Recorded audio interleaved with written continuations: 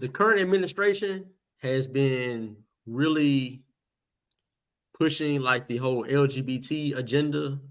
There was a restroom facilities ordinance that was heavily pushed.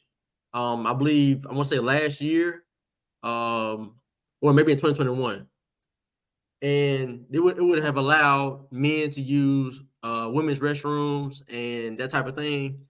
Um, what is your stance on LGBT agendas? Is that something that locally should be pushed in government, or what do you stand on that? There was a lot of chaos behind that ordinance, and that's something that I did not agree with. Again, I have two daughters.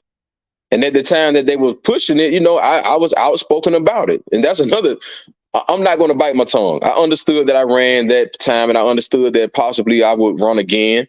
And my thing was, man, I have two daughters. So if a man feels like he's a woman and goes into that bathroom with my daughters and something happens to my daughters, that's going to put me in a real, messed up mindset. So I don't want a man going into the bathroom with my daughters. I don't feel like a woman should go into the bathroom with my little boys. So I think we should have boundaries. Now, if you want to create a bathroom that says everybody can go in, and you understand that everyone is going to go into this restroom, then that's fine. But for those of us that are comfortable in being stationed to where this is for the girls and this is for the boys, or this is for the men and this is for the women, then let us go to those bathrooms that we feel comfortable with going in, far as when it's based off our gender.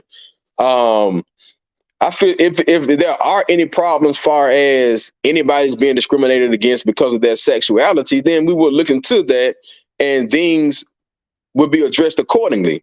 But far as trying to push something based off an agenda that aligns with the specific party, no, I don't think that's something that we need. I haven't heard of anyone being discriminated against because of sexuality, because when you go out and about in the city, you see people of, you know, have certain sexual preferences working pretty much everywhere in the city.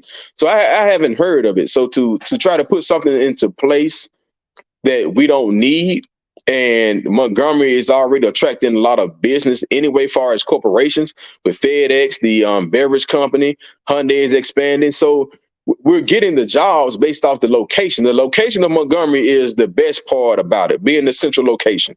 So it's always going to be a hub to attract businesses here. So I don't think that part of trying to get that ordinance passed through was something that's needed.